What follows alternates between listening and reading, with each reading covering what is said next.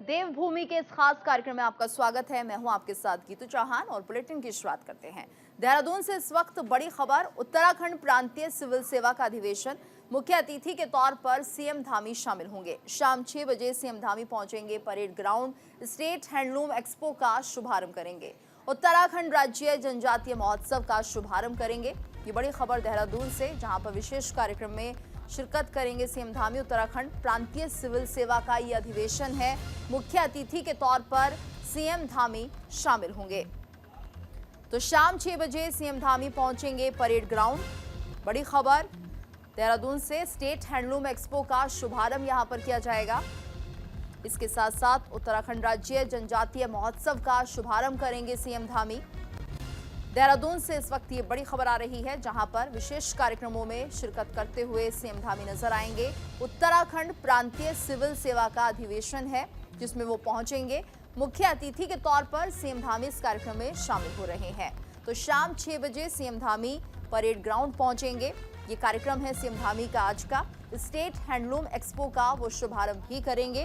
तो शाम 6 बजे धामी पहुंचेंगे परेड ग्राउंड। उत्तराखंड राज्य जनजातीय महोत्सव का शुभारंभ भी सीएम धामी करेंगे। देहरादून से बड़ी खबर, तो विशेष कार्यक्रमों में शिरकत करते हुए सीएम धामी आज नजर आएंगे। उत्तराखंड प्रांतीय सिविल सेवा का अधिवेशन, ये विशेष कार्यक्रम, इसके साथ साथ मुख्य अतिथि के तौर पर वो यहाँ पर शामिल हो रहे हैं। और शाम 6 बजे सीएम धामी परेड ग्राउंड पहुंचेंगे। तो ये कार्यक्रम है सीएम धामी का। स्टेट हैंडलूम एक्सपो का शुभारंभ किया जाएगा।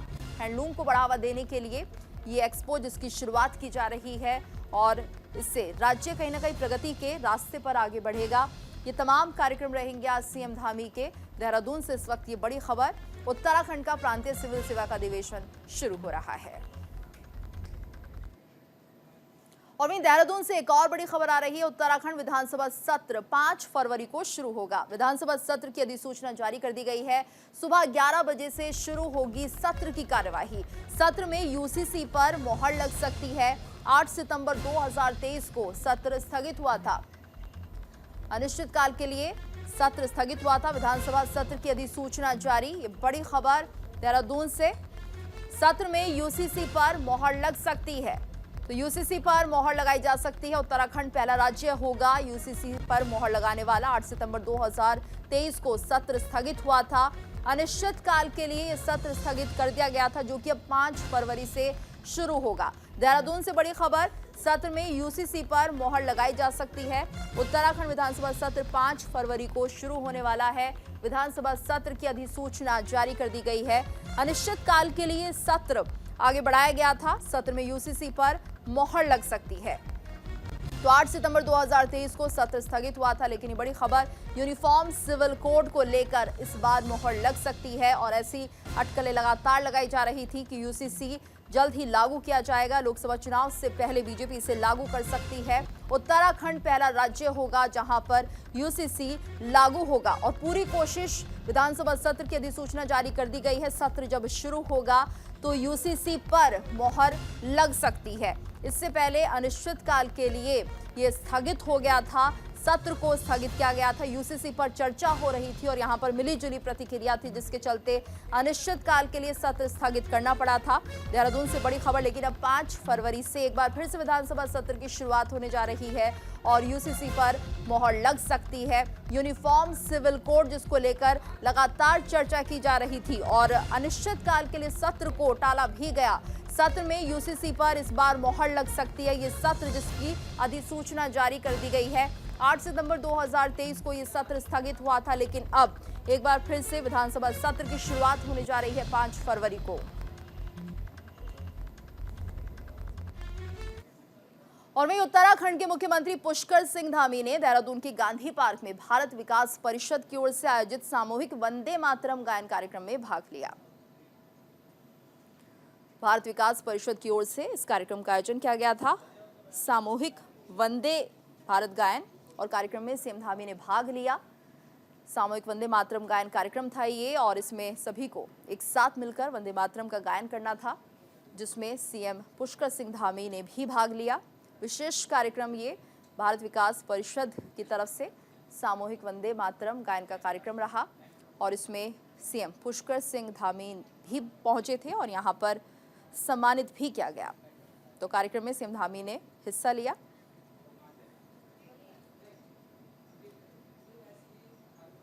गढ़वाल की पौड़ी लोकसभा सीट से सांसद और पूर्व मुख्यमंत्री तीरथ सिंह रावत इन दिनों अपने संसदीय क्षेत्र के दौरे पर हैं। शुक्रवार को अपने भ्रमण कार्यक्रम के दौरान सांसद तीरथ सिंह रावत थराली विधानसभा के विकास खंड में पहुंचे, जहां उन्होंने कुलसारी, धारबारम, गैरबारम मोटर मार्ग के अपग्रेडेशन कार्य का शिलान्यास किया।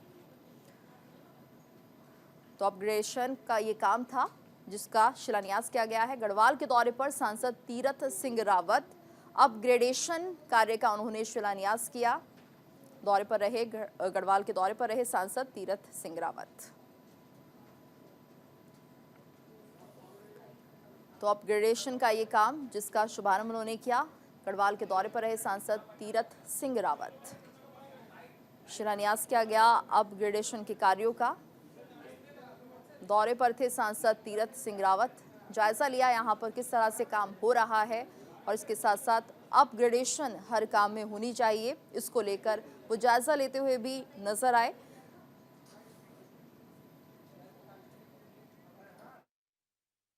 हम लोग बूथ तक हैं, हम लोग पन्ना प्रमुख तक हैं। भारतीय जनता पार्टी का परचम ले रहेगा। मोदी जी पुनः तीसरी बार प्रधानमंत्री बनेंगे और इस देश का नेतृत्व करेंगे। और वहीं देहरादून में मल्लिकार्जुन खड़गे की रैली, कल कांग्रेस के राष्ट्रीय अध्यक्ष की विशाल रैली रेस कोर्स स्थित बन्नू स्कूल के मैदान में रैली होगी। प्रदेश भर से पार्टी कार्यकर्ता सम्मिलित होंगे। प्रदेश प्रभारी प्रदेश अध्यक्ष ने बैठक भी बुलाई है। रैली की तैयारियों को लेकर वर्चुअल बैठक हुई। देहरादून में मल्लिकार्जुन खड़गे की ये रैली होने वाली है। कल कांग्रेस के राष्ट्रीय अध्यक्ष की विशाल रैली, कांग्रेस की तरफ से ये रैली रेसकोर्स स्थित बन्नू स्कूल के मैदान में रैली की जाएगी। कल कांग्रेस के राष्ट्रीय अध्यक्ष रैली करेंगे। रेसकोर्स स्थित बन्नू स्कूल के मैदान में रैली होगी। प्रदेश प्रभारी प्रदेश अध्यक्ष ने बुलाई बैठक और सभी तैयारियों का जायजा लिया है। रैली की तैयारी को लेकर ये वर्चुअल बैठक हुई है। तो रैली की तैयारी किस तरह से करनी है, इसको लेकर ये वर्चुअल बैठक। देहरादून में मल्लिकार्जुन खड़गे की ये रैली, कांग्रेस की तरफ से रैली की जा रही है और राष्ट्रीय अध्यक्ष की ये विशाल रैली मानी जा रही है। रेस कोर्स स्थित बन्नू स्कूल के मैदान में इस रैली का आयोजन किया जा रहा है। प्रदेश भर से पार्टी कार्यकर्ता इस रैली में शामिल होंगे। प्रदेश प्रभारी प्रदेश अध्यक्ष ने ये बैठक बुलाई है। ये बड़ी खबर और चर्चा की जा रही है। रैली की तैयारियों को लेकर वर्चुअल बैठक की गई है। रैली में कोई कोर कसर ना बचे, इसको लेकर ये पूरी बैठक। देहरादून में मल्लिकार्जुन खड़गे रैली करने वाले हैं। कल कांग्रेस के राष्ट्रीय अध्यक्ष की विशाल रैली होनी है देहरादून में, जिसको लेकर तैयारियों का जायजा भी लगातार लिया जा रहा है। रेसकोर्स स्थित बन्नू स्कूल में ये रैली होगी। प्रदेश भर से पार्टी कार्यकर्ता इसमें शामिल होंगे। तो प्रदेश प्रभारी प्रदेश अध्यक्ष ने बैठक बुलाई है और तैयारियों का जायजा लिया है। अब भीड़ नहीं जुटा रहे हैं, ये भीड़ नहीं है, ये लाइव ही भीड़ नहीं होगी। ये भीड़ का नाम देना ही मैं समझता हूँ कि उचित नहीं होगा। यह कार्यकर्ताओं का सम्मेलन है, जो निचले स्तर का कार्यकर्ता है, जो बूथ स्तर का कार्यकर्ता है, जो हमारे मंडल हमने बनाए हैं, जो हमारे ब्लॉक इकाइयों के पदाधिकारी हैं, जो हमारे पूरे प्रदेश में विधानसभा वार जो हमारे कार्यकर्ता हैं वो इसमें शिरकत करेंगे, भागीदारी करेंगे और उन्हीं को आदरणीय जी संदेश देंगे। उन्हीं का मार्गदर्शन हमें मिलेगा आदरणीय जी का, और वो उससे निश्चित रूप से जैसा मैंने आगे बढ़ते हैं। कांग्रेस नेता आचार्य प्रमोद कृष्णम ने बीते दिन उत्तराखंड हल्द्वानी का दौरा किया, जहां उन्होंने बिहार के सीएम नीतीश कुमार पर बड़ा बयान दिया। उन्होंने कहा कि नीतीश कुमार अपनी विश्वसनीयता खो चुके हैं और इसके लिए उनके फैसले और वो खुद जिम्मेदार हैं। उन्होंने आगे कहा कि जेडीयू और उसके नेताओं की करतूतों के कारण विपक्ष के लिए नई उम्मीद बना INDIA खतरे में नजर आ रहा है और इसके साथ ही उन्होंने कांग्रेस को अकेले चुनाव लड़ने की सलाह भी दी।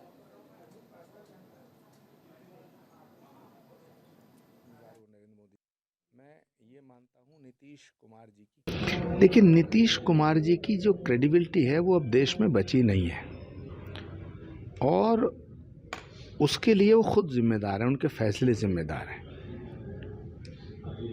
उनके फैसले से और उनकी हरकतों से जेडीयू की जो हरकतें हैं, जेडीयू के नेताओं की जो बातें हैं, उनसे ऐसा लगता है कि जो इंडिया गठबंधन नाम की एक नई उम्मीद विपक्ष को मिल रही थी, उस पर बहुत बड़े संकट के बादल मंडरा रहे हैं। और वे लक्सर में प्रचंड ठंड और शीतलहर की मार झेल रहे लोगों ने राहत की सांस ली है और उनकी जिंदगी वापस पटरी पर लौट आई है। धूप निकलने से लोगों का कामकाज शुरू हो गया है, बाजारों में भी रौनक है। ग्राउंड जीरो से हमारे सहयोगी जसवीर सिंह की रिपोर्ट देखिए।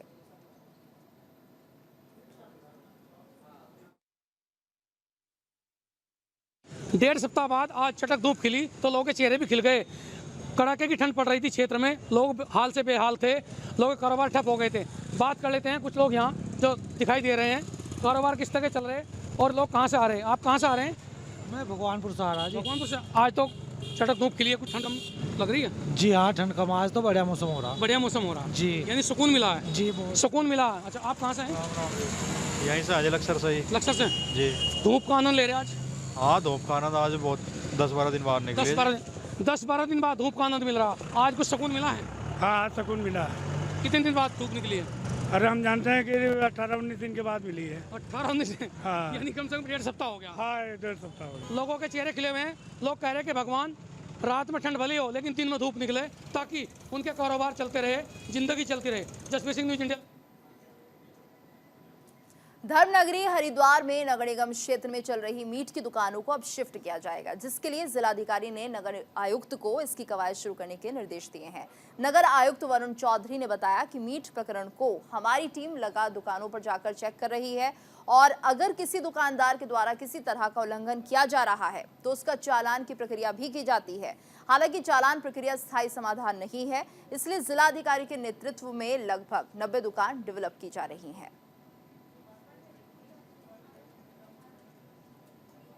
ये जो प्रकरण है मीट शॉप्स का, इसके अंदर हमारी निगम की जो टीम है वो रेगुलरली इन लोगों को चेक कर रही है। कोई वायलेशन यदि मिलती है तो उसमें चालान की प्रक्रिया भी की जा रही है। हाउएवर ये एक परमानेंट सोल्यूशन नहीं है। डीएम साहब के नेतृत्व में ये प्लान बनाया गया है। अबाउट 90 शॉप्स, लगभग 90 शॉप्स हैं जो हम डेवलप कर रहे हैं और मीट की जो शॉप ओनर जिनके पास लाइसेंस है, जो जिनकी पात्रता बनती है, उन लोगों को हम ये दुकानें आवंटित करेंगे। और हमारा ऑब्जेक्टिव ये है कि मीट शॉप्स जो हैं वो एक जगह एकत्रित हो जाएं और जिन लोगों के पास लाइसेंस नहीं है उन लोगों की दुकानें पूरी तरह।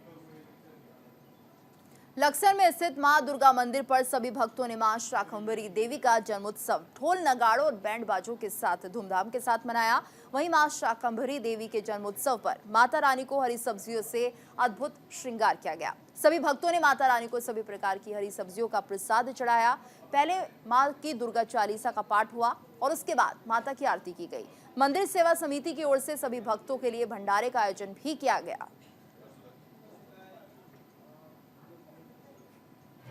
कहा गया है कि एक बार पृथ्वी लोक में पूरा जो है सूखा पड़ गया था, तो माँ शाकंभरी के 3 रूप हैं, शताक्षी और भीमा और भ्रामरी।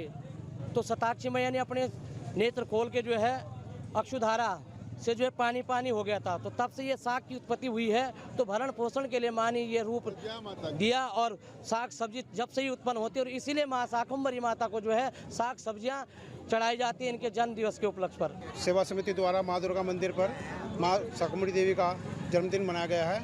माँ दुर्गा ने, माँ शाकंभरी ने जैसे राक्षसों का नाश किया था, ऐसे ही मैं माँ से प्रार्थना करूँगा कि सभी भक्तों के दुख दर्द को दूर कर, उनकी बीमारियों को दूर करके इनका कल्याण करे और सब पर अपना आशीर्वाद बना के रखे और सभी के घरों में दीपावली मने, सबके हर्षोल्लास रहे, सबसे खुशियों से भरपूर है, धन धान्य से भरपूर है। यही माता रानी से अपेक्षा है।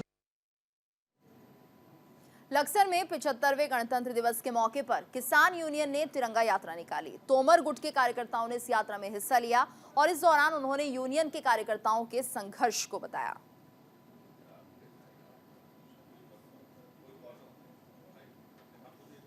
हमारे साथ सैकड़ों की संख्या में गाड़ियां, मोटरसाइकिल, ट्रैक्टर, ट्रॉली आदि हैं, अन्य किसान भी हैं और ये भारतीय किसान यूनियन तोमर की ओर से जो मनाया गया है, हम यही चाहेंगे कि 15 अगस्त, 26 जनवरी या कोई भी धार्मिक अनुष्ठान जो भी होता है तो उसमें हमारी यूनियन बढ़ चढ़ के हिस्सा ले और मजदूर तबके की और किसानों की लड़ाई निरंतर लड़ते रहे। खबर लक्सर से, जहां बाकरपुर गांव में मगरमच्छ के घुसने से हड़कंप मच गया। सूचना मिलते ही मौके पर पहुंची वन विभाग की टीम ने मगरमच्छ का रेस्क्यू किया और उसे सुरक्षित जंगल में छोड़ दिया।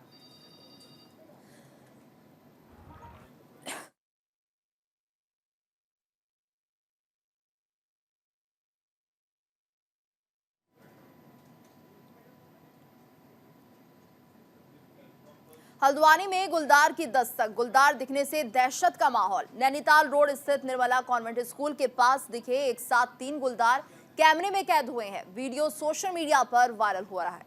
हल्द्वानी में गुलदार की दस्तक से लोगों में डर बना हुआ है। गुलदार दिखने से दहशत का माहौल बना हुआ है, ये बड़ी खबर।